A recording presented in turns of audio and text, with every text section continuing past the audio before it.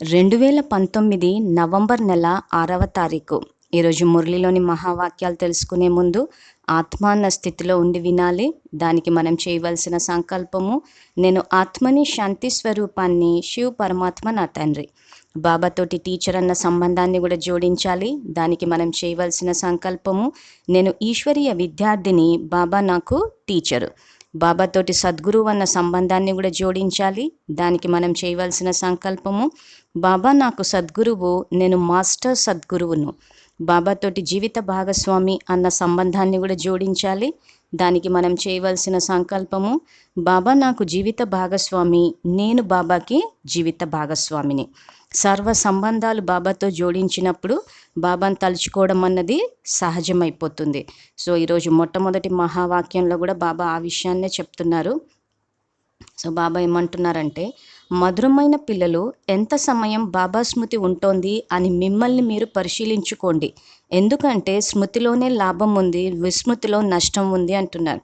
So బాబాని ఎంతసేపు స్మృతి చేస్తున్నామా అని పరిశీలించుకోవడం అంటే ఏం చేయాలంటే, ప్రతి సమయానికి మన అనుకూలానికి తగ్గట్టు, మళ్ళీ ఎవరైనా ఏదైనా పద్ధతిని వాడితే ఆ పద్ధతులు తెలుసుకోవడం కాదు, మన స్వశక్తితోటి మనల్ని మనం పరిశీలించుకుని ఒక 10 నిమిషాల తర్వాత చెక్ చేస్తామా, గంట తర్వాత చెక్ చేస్తామా అన్నది మీ యొక్క దినచర్యని బట్టి నిర్ణయించుకోండి. చేసి ఆ తర్వాత ఒక ఉదాహరణకు ఒక అరగంట కనుక మీరు సెట్ చేసుకుంటే, అరగంటలో ఎంతసేపు బాబాని స్మృతి చేశామో గనక మనం ఒక్కసారి మన యొక్క ఆలోచనని రివైండ్ చేసి చూస్తే ఎంతసేపు బాబాని మర్చిపోయామో తెలిసిపోతుంది. సో బాబా స్మృతిలో ఉండడము అంటే ఇక్కడ ఆత్మ అన్న స్థితిని మెయింటైన్ చేయడం, అది ఇంపార్టెంట్. సో పనులు ఏమైనా చేస్తే బాబా స్మృతి మర్చిపోయాను, మళ్ళీ దేహదారులు గుర్తొచ్చడం అని కాదు. సో ఇక్కడ నేను ఆత్మని, జ్యోతిర్బిందు స్వరూపాన్ని, శివ్ పరమాత్మ నా తండ్రి అన్నప్పుడు ఇది యోగ స్థితి. సో బాబా స్మృతిలోకి రావాలి అని అంటే ఖచ్చితంగా ఇక్కడ ఆత్మ అన్న స్థితి ఉండాలి. సో చెకింగ్ చేసేటప్పుడు ఆత్మ యొక్క స్వధర్మమైన శాంతి, ప్రేమ, పవిత్రత, జ్ఞానము, సుఖము, ఆనందము, శక్తి, ఈ యొక్క స్వధర్మాన్ని ఆధారంగా తీసుకుని కర్మలు ఆచరిస్తూ పోయాము అని అంటే ఆత్మాన్న స్థితిలో ఉన్నట్టు. సో ఈ ఆత్మాన్న స్థితిలో ఉన్నప్పుడు ఖచ్చితంగా మన యొక్క కార్య వ్యవహారాల్లో బాబా స్మృతి ఉంటుంది. బాబా మురళికి ఆధారంగా తీసుకుని మన యొక్క కర్మలు ఉంటాయి. సో ఉదాహరణకి ఆత్మ యొక్క 4వ గుణమైన జ్ఞానాన్నే గనక తీసుకుంటే మన ప్రతి మాటలు జ్ఞానయుక్తంగా ఉంటాయి. ఇదొక చెకింగ్ పాయింట్. మాట్లాడేటప్పుడు వ్యర్థం మాట్లాడుతున్నామా, జ్ఞానయుక్తంగా. సో జ్ఞానయుక్తంగా అంటే మా మురళి తీసి చెప్పడం కాదు. మాట్లాడేటప్పుడు బాబా మురళిని ఆధారంగా తీసుకుని మాట్లాడడం అంటే మహావాక్యాలు రిపీట్ చేయడం కాకుండా, ఆ జ్ఞానంలో ఏదైతే చెప్తున్నారో, అంటే ఉదాహరణకి ఓం శాంతి అని గనక వాక్కు ద్వారా అన్నాము అంటే ఇక్కడ శాంతి అన్నది మన యొక్క ఆచార వ్యవహారాల్లోకి తీసుకురావాలి. సో ఆ రకంగా ఎంతసేపు ఉన్నామో అని చెక్ చేసుకుంటే ఎంతసేపు బాబా స్మృతిలో లేమన్న విషయం తెలిసిపోతుంది. సో బాబా స్మృతిలో ఉంటే లాభము, విస్మృతిలో అంటే దేహాభిమానంలో ఉన్నప్పుడు నష్టము. అంటే నష్టం ఏ రకంగా జరుగుతుందంటే, ఒకటి ఆత్మశక్తి తగ్గిపోతుంది. సో ఆత్మశక్తి తగ్గిపోయినప్పుడు వికారాలకి వశమై మనం కర్మలు చేస్తూ పోతాం. కర్మలు అంటే మన ఆలోచన, మన వాక్కు, మన యొక్క కర్మనా స్థాయిలో యాక్షన్స్ ఏవైతే చేస్తాం. సో ఇవన్నీ వికారాలకి వశమై చేసినప్పుడు ఏమవుతుందంటే పాపపు ఖాతా జమ అవుతుంది. సో ఈ రకంగా కొత్తలో గనక కొంత చెక్ చేసుకుని మన ఆలోచనని గనక మారుస్తూ పోతే, సో ఉదాహరణకి మనము ఏదైనా పని చేసేటప్పుడు కోపం రావడం కానీ, ద్వేషం రావడం కానీ వస్తే వెంటనే దాన్ని మార్చాలి. నేను ఆత్మని శాంతి స్వరూపాన్ని, నేను ఆత్మని ప్రేమ స్వరూపాన్ని, ఇలా మారుస్తూ పోతే ఆత్మ అన్న స్థితి సహజమైతే పరమాత్మ స్మృతి సహజమవుతుంది. సో చెకింగ్ చేసేటప్పుడు బాబా స్మృతి ఎట్లా వీలవుతుంది, వృత్తి వ్యాపారాలు ఉన్నట్టని చెప్పి బాబా వైపు నుంచి ఆలోచించొద్దు, ఆత్మ వైపు నుంచి ఆలోచించాలి. ఆత్మ అన్న స్థితిలో ఉంటే బాబా గుర్తు రావడం అంటే ఇక్కడ బాబా చెప్పే జ్ఞానం గుర్తొచ్చి దానికి తగ్గట్టు ధారణ, 3వ సబ్జెక్టు, అది మన ప్రవర్తనలోకి వస్తుంది. దేహము అని అనుకున్నప్పుడు బాబా గుర్తురారు, బాబా చెప్పిన జ్ఞానము గుర్తురాదు, దేహదారులు, వాళ్ళ లోపాలు, పరదర్శనము ఇవే జరుగుతాయి. సో ఈ రకంగా చెకింగ్ కనుక చేసుకుంటే మనం లాభం పొందామా, నష్టం పొందామా అన్నది కూడా అంచనా వేసుకోవచ్చు. తర్వాత ప్రశ్న, ఈ పాపాత్ముల ప్రపంచంలో ఏ విషయం పూర్తిగా అసంభవం మరియు ఎందుకు? దీనికి బాబా ఇచ్చే సమాధానము, ఇక్కడ ఎవరైనా మేము పుణ్యాత్ములము అని అనడం పూర్తిగా అసంభవం. ఎందుకంటే ఈ ప్రపంచమే కలియుగ తమో ప్రధాన ప్రపంచంగా ఉంది. మనుషులు వేటినైతే పుణ్యకర్మగా భావిస్తారో అవి కూడా పాపాలుగా అయిపోతాయి. ఎందుకంటే ప్రతి కర్మను వికారాలకు వశమై చేస్తారు అంటాడు. సో ఇక్కడ మనము చేసేటప్పుడు అది పుణ్యకార్యం అని అనుకుంటాం, కానీ వికారాలకు వశమై చేయడం అంటే, ఉదాహరణకు అహంకారానికి గనక లోనై చేశామంటే అక్కడ ఖచ్చితంగా గౌరవ మర్యాదలు ఆశిస్తాం కాబట్టి అది వికర్మే అవుతుంది. సో మనం చేసుకున్న పుణ్యానికి ఎంతో శ్రేష్ఠ భాగ్యం లభిస్తుంది. కానీ వికారాలలో ఉదాహరణకి అహంకారానికి గనక లోనైతే గౌరవ మర్యాదలు ఆశించినప్పుడు ఆ గౌరవ మర్యాదలు వస్తాయి కాబట్టి అక్కడికి ఆ పుణ్యం ఖాతా సమాప్తమైపోతుంది. సో అందుకే బాబా స్మృతిలో గనక చేసినప్పుడు ఈ గౌరవ మర్యాదలు ఆశించినప్పుడు ఆ ఖాతా జమ అవుతూ ఉంటుంది. ఆ జమ అయినప్పుడు వచ్చే కల్పం ఎంజాయ్ చేయాలంటాడు బాబా. అంటే ఈ సంగమంలో సంపాదించుకున్నది వచ్చే కల్పానికి అది పెట్టుబడి కింద అనుకోవాలి. ఇప్పుడే సంపాదించి ఇప్పుడే దాన్ని ఖర్చు చేసేసుకుంటే వచ్చే కల్పానికి ఏం మిగలదు. సో ఈరోజు సేవలకు వెళ్ళాము, ఈరోజు గౌరవాన్ని ఆశించాము, దానికి తగ్గట్టు షాళ్ళు కప్పించుకోవడము, పూలదారాలు వేసుకోవడము, లేదా విద్యాలయంలో కిరీటాలు పెట్టుకోవడము, ఇవన్నీ చేస్తే పుణ్యం ఖాతా ఖర్చు అయిపోతుంది. సో ప్రస్తుతం సంగమ యుగంలో మనం పెట్టుకోవాల్సిన కిరీటము బాధ్యతా కిరీటం, పవిత్రతా కిరీటం. సో ఈ విశ్వ బాధ్యత అన్న ఈ బాధ్యత కిరీటం పెట్టుకోవాల్సిందే తప్పితే స్థూలమైన కిరీటాలు పెట్టుకుంటే అక్కడ మనం చేసిన సేవకు ప్రతిఫలంగా గౌరవాన్ని స్వీకరించాం కాబట్టి పుణ్యం ఖాతా ఖర్చు అయిపోతుంది. సో ఇలాంటి సూక్ష్మమైన విషయాలన్నిటిని గమనించి మనం మన పుణ్యం ఖాతాని జమ చేసుకుంటే వచ్చే కల్పానికి సుఖపడతాం. సో ఈరోజు మురళిలో బ్రహ్మబాబా ఆలోచన విధానం గురించి చెప్పారు. సో బ్రహ్మబాబా ఆలోచన విధానాన్ని అర్థం చేసుకుంటే శివబాబా చెప్పిన దానికి బ్రహ్మబాబా చెప్పిన దాన్ని ఏ రకంగా అర్థం చేసుకోవాలి, ఏ రకంగా మనం అర్థం చేసుకుని ధారణ చేయాలి అన్న విషయంలో స్పష్టత వస్తుంది. సో బ్రహ్మబాబా ఆలోచన విధానం గురించి ఏం చెప్పారంటే, బాబా కూడా బెనారస్కి వెళ్ళినప్పుడు ఆ సమయంలో వారికి ఈ ప్రపంచం నచ్చేది కాదు. వారు మొత్తం గోడలపై గీతలు గీస్తూ ఉండేవారు. ఇవన్నీ బాబా చేయించేవారు. కానీ ఆ సమయంలో నేను చిన్నపిల్లవాడిని కదా, పూర్తిగా అర్థమయ్యేది కాదు. నా ద్వారా ఈ చేయించేవారు ఎవరో ఉన్నారు అని అనిపించేది. సో ఇక్కడ చిన్నపిల్లవాడు అనిపించడం అంటే విద్యాలయంలో శరీరానికి ఉన్న వయసు కాదు, విద్యాలయంలో చేరిన వయసును బట్టి అది చిన్నపిల్లవాడిని కదా అంటున్నాను. వినాశనం చూసినప్పుడు లోపల సంతోషం కూడా ఉండేది. రాత్రి పడుకున్నప్పుడు ఎగురుతున్నట్టుగా ఉండేది, కానీ ఏమీ అర్థమయ్యేది కాదు. అలా గీతలు గీసేవాడిని. ఏదో శక్తి ప్రవేశించింది అని నేను ఆశ్చర్యపోయేవాడిని. మొదట వ్యాపారాలు మొదలైనవి చేసేవాడిని, కానీ తర్వాత ఏమైందంటే ఎవరిని చూస్తే వారు వెంటనే ధ్యానంలోకి వెళ్ళిపోయేవారు. ఇదేమిటి, నేను ఎవరిని చూస్తే వారు కళ్ళు మూసుకుపోతున్నాయేమిటి అని అనేవాడిని. మీరు ఏమి చూశారు అని అంటే, వైకుంఠాన్ని చూశాము, కృష్ణుణ్ణి చూశాము అని అనేవారు. ఇవన్నీ కూడా అర్థం చేసుకోవాల్సిన విషయాలే కదా. కావున అన్నిటినీ వదిలేసి అర్థం చేసుకునేందుకు బెనారస్ వెళ్ళిపోయాను. రోజంతా కూర్చునేవాడిని. పెన్సిల్ మరియు గోడ, ఇంకే పని లేదు. బాల్యంలో ఉండేవాడిని కదా. ఎప్పుడైతే ఇవన్నీ గమనించానో అప్పుడు ఇక ఈ వ్యాపారాలు మొదలైనవన్నిటినీ ఇక చేయకూడదు, వీటిని వదిలేయాలి అని అనిపించింది. ఈ గాడిద చాకిరిని వదిలేయాలి అన్న సంతోషము ఉండేది. ఇది రావణ రాజ్యము కదా, రావణుని తలపై గాడిద శిరస్సును చూపిస్తారు కదా, అప్పుడు ఇది రాజ్యము కాదు, ఇది గాడిద చాకిరి అన్న ఆలోచన కలిగింది. గాడిద గడియ గడియ మట్టిలో పొర్లుతూ చాకలి బట్టలన్నిటినీ పాడు చేసేస్తుంది. మీరు ఎలా ఉండేవారు, ఇప్పుడు మీ స్థితి ఎలా అయిపోయింది అని బాబా కూడా చెప్తున్నారు. ఈ విషయాలను బాబాయే కూర్చుని అర్థం చేయిస్తారు. అలాగే ఈ దాదా కూడా అర్థం చేయిస్తారు. ఇరువురు చెబుతూ ఉంటారు అని అంటున్నారు. సో ఇక్కడ ఈ వాక్యాలన్నీ చదువుకున్న తర్వాత బ్రహ్మబాబా యొక్క ఆలోచన విధానం అంటే, విద్యాలయంలో చేరిన కొత్తలో ఆయన ఏ రకంగా ఆలోచించి ఆ తర్వాత ఏ రకంగా తన యొక్క ఈ గాడిద చాకిరి అంటే వ్యాపారాల కోసం అని చెప్పి ఏదైతే చేస్తున్నారో వాటన్నిటిని వదిలేసి ఇంకా ఇప్పుడు ఈ సేవ చేయాలని ఏదైతే అనిపించిందో దాని గురించి చెప్పారంటే, ఇక్కడ బాబ్దాదా ఇరువురు చెప్తూ పోతారు. సో ఈ వాక్యాలు చదివినప్పుడు బ్రహ్మబాబాకి ఏమనిపించింది అయితే, ఎప్పుడైతే ఇవన్నీ గమనించానో అప్పుడు ఇక ఈ వ్యాపారాలు మొదలైన వాటన్నిటినీ ఇంకా చేయకూడదు, వీటిని వదిలేయాలి అని అనిపించింది. సో ఇక్కడ బ్రహ్మబాబా ఆలోచన విధానం చూస్తే వ్యాపారాలు వదిలేయాలని అనిపించింది అని ఉంది. ఇక్కడ ఇదే మురళిలో శివబాబా ఏమంటున్నారంటే, వ్యాపారాలు మొదలైనవన్నీ చేయండి, కానీ కొంత సమయం కేటాయించి నన్ను స్మృతి చేయండి అని బాబా ఆజ్ఞను ఇచ్చారు.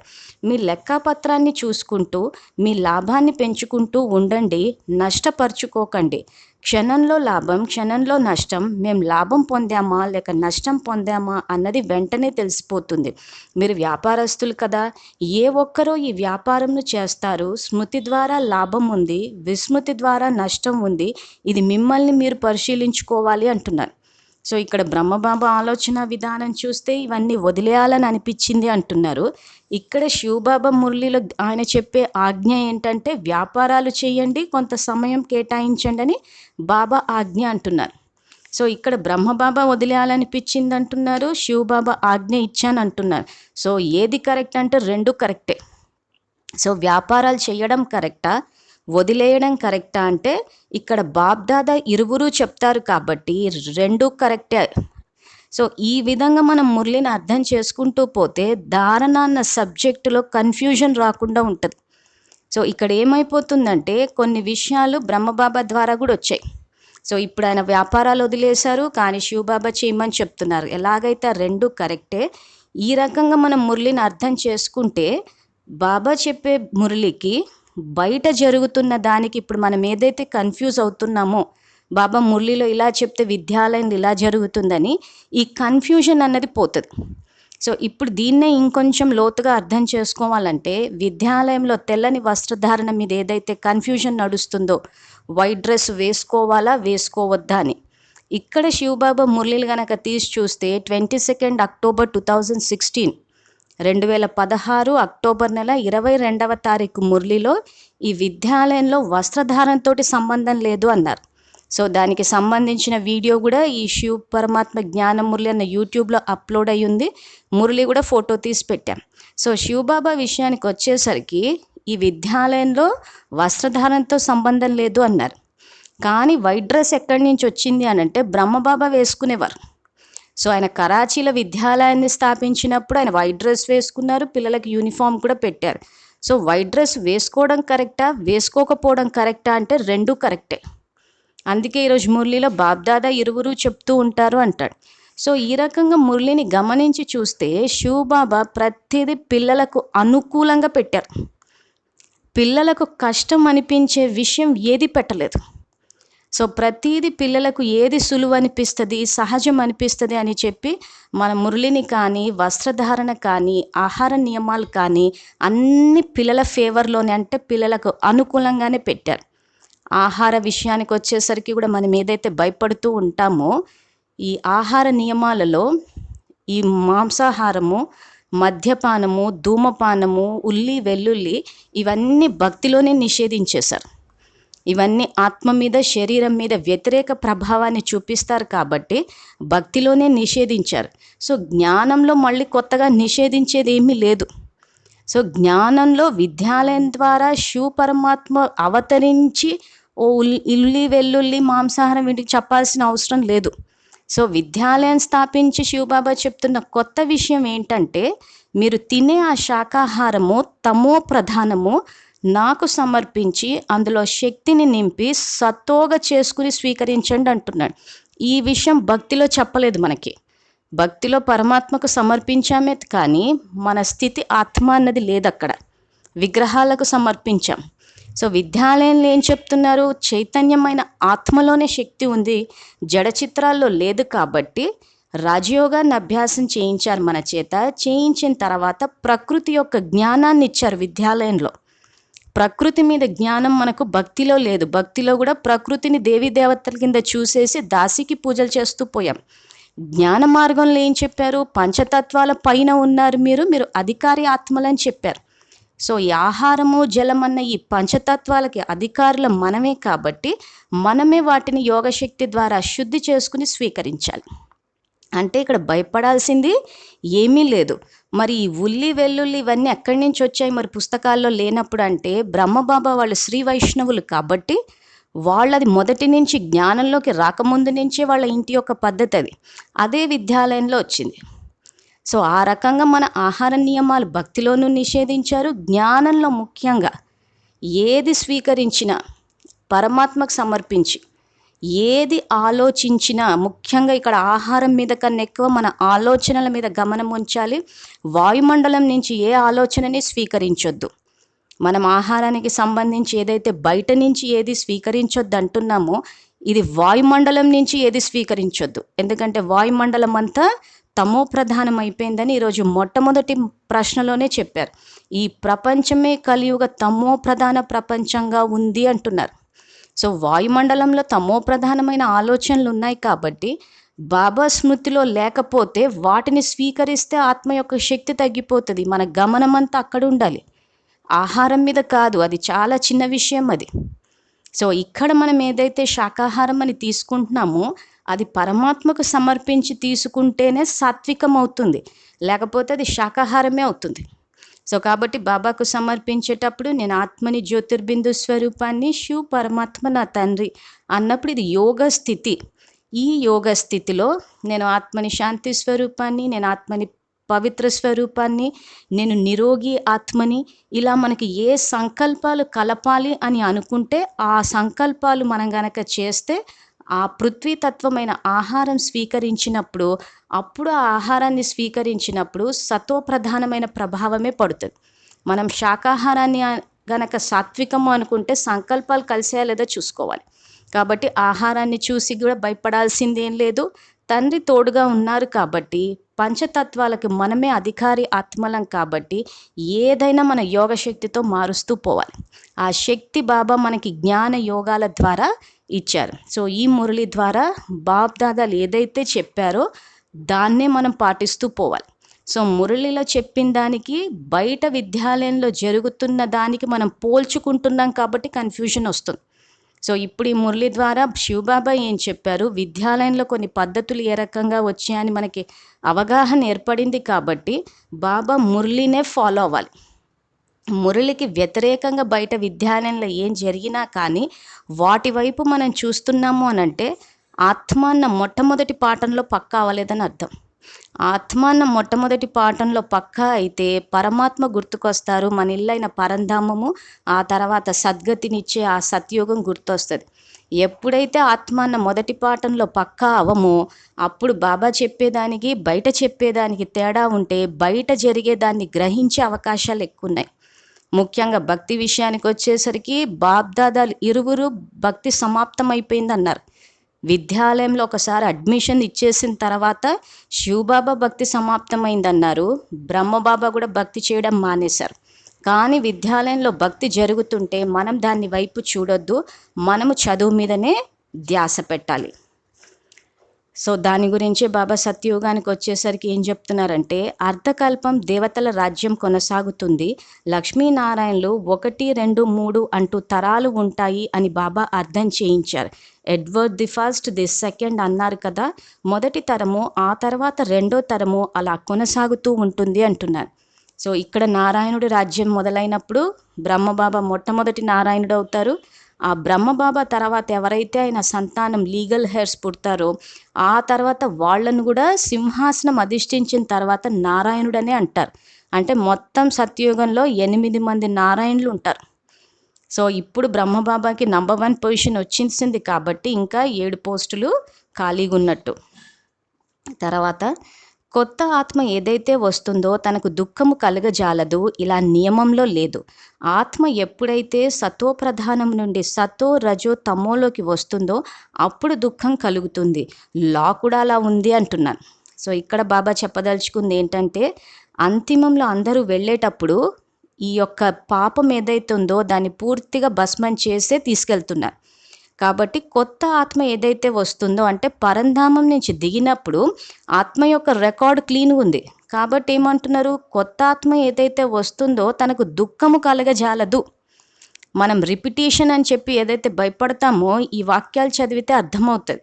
సో కొత్త ఆత్మ దిగినప్పుడు అక్కడ అంతకన్నా సంగమ యుగంలోనే మొత్తం 63 జన్మల పాపపు ఖాతాని యోగం ద్వారా లేదా శిక్షల ద్వారా లెక్కాచారం సమాప్తం అవుతుంది అక్కడ. కాబట్టి ఏ ఆత్మ దిగినా కానీ దుఃఖము కలగజాలదు, ఇది నియమంలో లేదు అంటున్నారు. నియమం అన్నా, శ్రీమతం అన్నా, సూచనలన్నా, డైరెక్షన్స్ అన్నా ఒకటే. సో ఇలా నియమంలో లేదు. ఆత్మ ఎప్పుడైతే సతో ప్రధానము నుండి సతో రజో తమో అంటే ఈ 4 స్టేజెస్, మొట్టమొదటి సతో ప్రధాన స్థితి అంటే సత్యుగం, ఆ తర్వాత సతో రజో తమో ఈ 4 యుగాలలో. సో ఎవరైతే ఆ మొట్టమొదటి సత్యుగంలో వస్తారో వాళ్ళ యొక్క శక్తి స్లోగా తగ్గుతూ వస్తుంది. ఆ తర్వాత వచ్చే ఆత్మలు ఎవరైతే ఉన్నారో వాళ్ళు శిక్షల ద్వారా ఇవన్నీ వికారాలు వదిలేస్తారు. కాబట్టి మళ్ళీ పరంధామ నుంచి దిగినప్పుడు చాలా ఈజీగా క్యాచ్ చేసేస్తారు. ఎందుకంటే వాళ్ళు మనస్ఫూర్తిగా వదలలేదు, శిక్షల ద్వారా వదిలారు, కాలం మార్చింది వాళ్ళని. సో కాలం మార్చినప్పుడు అది ఎలాగూ బాధాకరంగానే ఉంటుంది. మనంతట మనం శివబాబా వదిలేయమని చెప్పినప్పుడు వదిలేస్తే సంతోషంగా ఉంటుంది, అతీంద్రియ సుఖం కూడా అనుభవంలోకి వస్తుంది. సో మొట్టమొదటి నుంచి వచ్చే ఆత్మలు మనస్ఫూర్తిగా బుద్ధిపూర్వకంగా వదిలేశారు కాబట్టి వికారాలని అంత ఈజీగా క్యాచ్ చేయరు. కాబట్టి వాళ్ళది స్లోగా తగ్గుతూ వస్తుంది శక్తి. ఎవరైతే ఆ తర్వాత వస్తారో వాళ్ళు బుద్ధిపూర్వకంగా వదలలేదు కాబట్టి మళ్ళీ కిందకు రాగానే మళ్ళీ ఈజీగా క్యాచ్ చేస్తారు. ఆ రకంగా వాళ్ళు ఆ వికారాలని క్యాచ్ చేసినప్పుడు మళ్ళీ తప్పులు చేస్తూ పోతే పాపపు ఖాతా జమ అవుతూ ఉంటుంది. అందుకోసమే ఎప్పుడైతే సతో రజో తమోలోకి వస్తుందో అప్పుడు దుఃఖం కలుగుతుంది అంటున్నారు. తో సతో రజో తమోలకి ఏ రకంగా వస్తుంది ఆత్మ? ఈ సంగముగం యొక్క రికార్డింగ్ని బట్టి. సంగమ యుగంలో మనము శరీరాలు వదిలి వెళ్ళేటప్పుడు మన యొక్క పుణ్యం ఖాతా, మన యొక్క సంస్కారాలు 2 ఆత్మలో ఉంటాయి. మన పాపపు ఖాతా ఏదైతే ఉందో అది నిల్లైపోతుంది అంతే. సో అవన్నీ ఆత్మల రికార్డ్ అయినప్పుడు పరంధామ నుంచి కిందికి వచ్చినప్పుడు ఆ యొక్క యుగాన్ని బట్టి, ఆ ప్రకృతి యొక్క స్థితిని బట్టి ఆ యొక్క సంస్కారాలు ఎమర్జ్ అవుతూ ఉంటాయి. సో అప్పుడు దుఃఖం కలుగుతుంది. లా కూడా అలా ఉంది అంటుంది. లా అంటే శ్రీమతం. సో లాని బాబా ఆ రకంగానే ఇచ్చేశారు. మీరు చేసేటప్పుడు మీ పాపాన్నంతా నేను భస్మం చేసేస్తాను యోగంలో. తర్వాత మీరు దైవీ గుణాలు రికార్డ్ చేయండి. ఆ దైవీ గుణాలు కనుక రికార్డ్ చేస్తే అవే ఎమర్జ్ అయినప్పుడు అప్పుడు కల్పనలో సుఖపడతాం. తో శ్రీమతానికి విరుద్ధంగా మనం మురళిని చూడకుండా బయట పరిస్థితులను చూసి దానికి ఆధారంగా తీసుకుని రికార్డ్ చేస్తూ పోతే ఖచ్చితంగా దుఃఖమే కలుగుతుంది. ఇంకేం చెప్తున్నారంటే సంపూర్ణంగా అయితే మళ్ళీ శరీరంను వదిలివేస్తారు. కర్మాతీత స్థితిలో ఉన్నవారికి దుఃఖము కలగజాలదు. వారు ఈ చీచీ ప్రపంచంలో ఉండజాలరు, వాళ్ళు వెళ్ళిపోతారు. మిగిలిన వారు ఎవరైతే ఉంటారో వారు ఉంటారు. వారు కర్మాతీతం అవ్వరు. అందరూ కర్మాతీతమై ఉండరు. అందరూ ఒకేసారి కర్మాతీతంగా అవ్వజాలరు. వినాశనమైన కొంతమంది అయితే బతుకుతారు, ప్రళయమైతే అవ్వదు అంటున్నారు. అంటే అంతిమంలో మొత్తం ఈ భూమి మీద ఎవ్వరూ లేని పరిస్థితి అన్నది రాదు. మీ యొక్క స్థితికి తగ్గట్టు కర్మాతీత స్థితికి చేరేదాన్ని బట్టి శరీరాలు వదిలి రావడం అంటూ ఉంటుంది. ప్రళయం అంటే ఇంకా టోటల్గా ఎవ్వరూ లేని పరిస్థితి అయితే రాదు అని చెప్తున్నారు. ధారణ కొరకు ముఖ్య సారము: మేము స్మృతిలో ఉంటూ ఎంతగా లాభాన్ని పొందాము, ఏమీ నష్టపోలేదు కదా. స్మృతి చేసే సమయంలో బుద్ధి ఎటువైపుకు వెళ్ళింది అని మీ బేహద్ డైరీలో చాట్ రాసుకోవాలి అంటున్నారు. మేము స్మృతిలో ఉంటూ ఎంతగా లాభాన్ని పొందాము అని దీన్ని మీరు పరిశీలించుకోవాలంటే ఎన్ని సంకల్పాలు చేశాము అన్నది కొంత గమనించుకుంటే అంచనా వేసుకోవచ్చు. సో ఏమీ నష్టపోలేదు కదా అంటే మరి ఏమైనా వికారాలకు వశమై సంకల్పాలు చేస్తే శక్తి తగ్గుతుంది, పాపపు ఖాతా జమ అవుతుంది. కాబట్టి ఆ రకంగా మీరు ఎప్పటికప్పుడు పరిశీలించుకోవాలి. స్మృతి చేసే సమయంలో బుద్ధి ఎటువైపుకు వెళ్ళింది. సో స్మృతి చేసేటప్పుడు ఆలోచనల మీద గమనం ఉంచి బుద్ధి గనక పరుల వైపు వెళితే మళ్ళీ నేను ఆత్మని, శాంతి స్వరూపాన్ని, ఎవరి ప్రవర్తన అన్న మనకు నచ్చక ద్వేషం గనక అనిపిస్తే నేను ఆత్మని, ప్రేమ స్వరూపాన్ని, ఎవరైనా మురళికి వ్యతిరేకంగా గనక అక్కడ ప్రవర్తించడం కానీ, బాబా మురళిలో డ్రామాలో పాత్రని మార్చవచ్చు అని చెప్పినా మార్చలేము అని చెప్పి ఎవరైనా చెప్తే జ్ఞాన స్వరూప భవ అని చెప్పి వరదానం ఇవ్వాలి. సో డ్రామాకు సంబంధించి ఏదైతే అందరూ నిరాశ నిస్పృహల్లోనయ్యారో, విద్యాలయాన్ని బాబాని కూడా వదిలి వెళ్ళిపోయారో, సో వాళ్ళందరికీ 30th May 1973, 26th January 1970 ఈ మురళిలు రెఫరెన్స్ ఇచ్చి మన భాగ్యాన్ని రచించుకునే రచయితలము మనమే. అని మొన్నటి మురళిలో కూడా బాబా ఏదైతే చెప్పారో ఆ రకంగా చెప్పి అందరినీ మళ్ళీ బాబాకి దగ్గరగా తీసుకురావాలి. ఆ సేవ చెయ్యాలి అంటే ఇక్కడ బాబా చెప్పినట్టు స్మృతిలో ఉంటేనే బాబా చెప్పే మురళి అన్నది మనకి అర్థమవుతుంది. తర్వాత రెండవ పాయింట్, ఈ జన్మలో బాల్యం నుండి తమ చేత ఏ తప్పులు పనులు పాపపు కర్మలు జరిగాయో వాటన్నిటినీ రాసుకోవాలి. ఏ విషయంలోనైతే మనస్సు తింటూ ఉంటుందో వాటిని బాబాకు వినిపించి తేలికైపోవాలి. ఇప్పుడిక ఎటువంటి పాపకర్మలను చేయకూడదు. సో ఇక్కడ మనస్సుని ఏదైతే తింటుందో అది బాబాకు వినిపించి తేలికైపోవాలి అన్నాడు. ఎందుకంటే బాబాకి వినిపించకుండా దేహదారులకు అందరికీ వినిపిస్తూ పోతే మనము దేహం అన్న స్థితిలో ఉన్నాము. అవతల వాళ్ళని కూడా బాబా స్మృతి నుంచి తప్పిస్తుంటాం. అందుకే వాళ్ళకి వీళ్ళకు చెప్పేసి చెయ్యకుండా నాకు చెప్పండి అంటున్నాడు. సో ఎలాగూ మనకి ఏదన్నా జరిగితే వెళ్ళి చెప్పాలి అన్న భావన ఉంటుంది కాబట్టి ఆ చెప్పేదేదో నాకు చెప్పండి అంటున్నారు బాబా. సో ఈ రకంగా మనలో ఏవైతే నెగిటివ్ ఆలోచనలు, చెడు ఆలోచనలు, పరులకు సంబంధించిన ఆలోచనలు, ఈ విషపూరితమైన ఆలోచనలు వచ్చినప్పుడు ఆ విషాన్ని స్ప్రెడ్ చేయొద్దంటాడు. అందుకే భక్తిలో ఆయనని నీలకంఠేశ్వరు అంటే విషాన్ని తాగాడు అన్నట్టు చూపిస్తున్నారు. ఎందుకు తాగాడంటే ఇక్కడ మనం చెప్పేదే. సో మనం ఏ చెడు చెప్పినా దాన్ని గ్రహించి అక్కడికి ఆపేయగల శక్తి ఒక పరమాత్మకే ఉంది. అలా మనం చెప్పకుండా దేహదారులకు చెబితే దాన్ని అక్కడే ఆపేసే శక్తి దేహదారులకు లేదు. అది వాళ్ళు విని మళ్ళీ వేరే వాళ్ళకి చెప్పి మొత్తపు ఈ విషపు ఆలోచనలన్నీ వ్యాపింప చేస్తారు. కాబట్టి ఎవ్వరికి చెప్పకండి, నాకు చెప్పండి అంటున్నాడు. సో అది తీసుకుని ఆ యొక్క విషపు ఆలోచనలను తీసుకుని దాన్ని గ్రహించి అక్కడికి ఆపగల శక్తి ఉంది బాబాకి. సో అందుకే ఏదైనా మీ మనస్సును తింటూ ఉంటుందో వాటిని బాబాకు వినిపించి తేలికైపోవాలి అంటాడు. సో ఈ విషపు ఆలోచనలు మనం స్ప్రెడ్ చేస్తూ వ్యాపిస్తూ పోతున్నామంటే మనమే నష్టపోతున్నాం. అంటే మళ్ళీ బాబా స్మృతి లేదని అర్థం. బాబా స్మృతిలో ఉంటే ఏం చేస్తామంటే ఏదైనా అట్లా తిన్నప్పుడు బాబాకే చెప్తాం. ఆ బాబా స్మృతి పోయినప్పుడే ఇవన్నీ జరుగుతాయి. కాబట్టి ఏదున్నా నాకు చెప్పండి, ఇప్పుడు ఇక ఎటువంటి పాపకర్మలను చేయకూడదు అంటున్నాను. వరదానం, మంచిపై ప్రభావితం అయ్యేందుకు బదులుగా దానిని స్వయంలో ధారణ చేసే పరమాత్మ స్నేహి భవ. సో ఈ వరదానం గురించి వివరణ, ఒకవేళ పరమాత్మ స్నేహులుగా అవ్వాలనుకుంటే దేహాభిమానపు అడ్డంకులను పరిశీలించుకోండి అంటున్నాడు. సో పరమాత్మతోటి ఫ్రెండ్లీగా బాబాతోటి ఫ్రెండ్షిప్ కనుక మీరు చెయ్యాలి అని అనుకుంటే దేహాభిమానపు అడ్డంకులను అంటున్నారు. సో దేహాభిమానపు అడ్డంకులు ఏవా అన్నది ఇక్కడ మురళిలోనే చెప్పారు.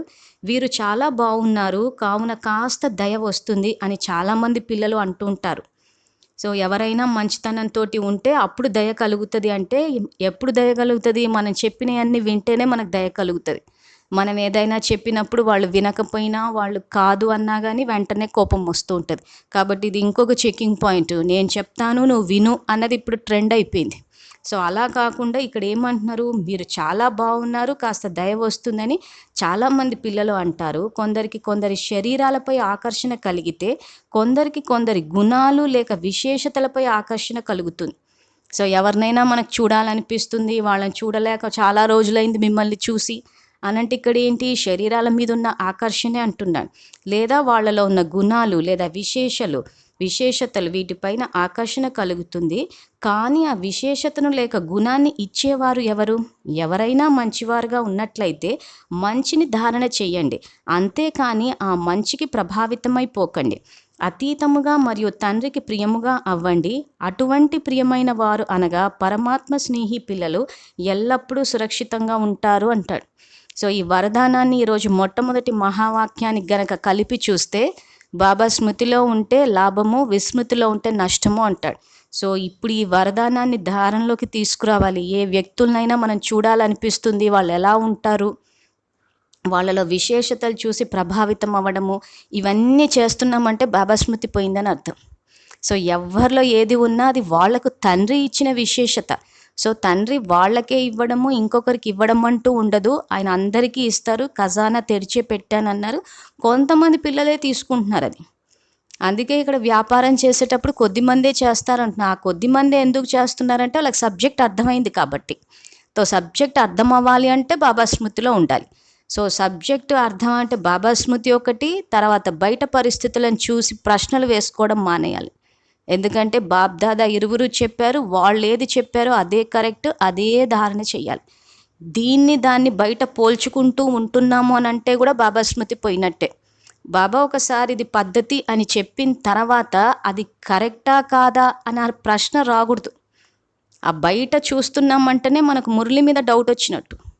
వాళ్ళు ఎందుకు అలా చేస్తున్నారు అని అన్నామంటే ఇక్కడ బాబా చెప్పిన జ్ఞానం మీద డౌట్ వచ్చినట్టే కదా.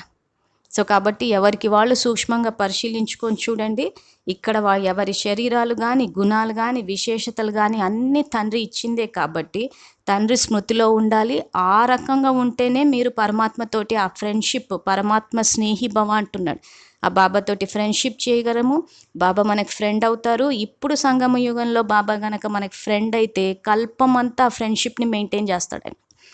కాబట్టి మనం నిర్ణయించుకుని మరి బాబా ఫ్రెండా, దేహదారుల ఫ్రెండా అన్నది మన విజ్ఞత. ఇంకా తర్వాత స్లోగన్, సైలెన్స్ శక్తిని ఎమర్జ్ చేసుకున్నట్లయితే సేవాగతి తీవ్రమైపోతుంది.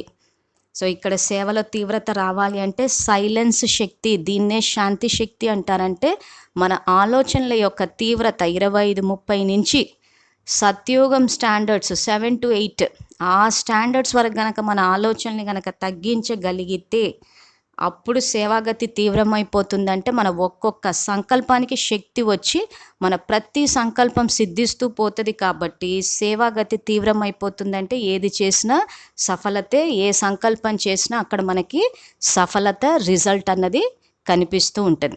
సో ఈ మురళికి సంబంధించి ఎవరికైనా ఏమైనా సందేహాలు ఉంటే వాట్సప్ మెసేజ్ కానీ, వాయిస్ రికార్డింగ్ ద్వారా కానీ, నేను ఆఫీస్లో ఉన్నప్పుడు మొబైల్ ఫోన్స్ ఆన్సర్ చేయలేకపోతాను కాబట్టి మెసేజ్ కానీ వాట్సాప్లో రికార్డింగ్, వాయిస్ రికార్డింగ్ ద్వారా కానీ నన్ను సంప్రదించగలరు. నా పేరు మంజుల, నేను హైదరాబాద్లో ఉంటాను. నా వాట్సాప్ నంబర్ 7680073947. ఓం శాంతి.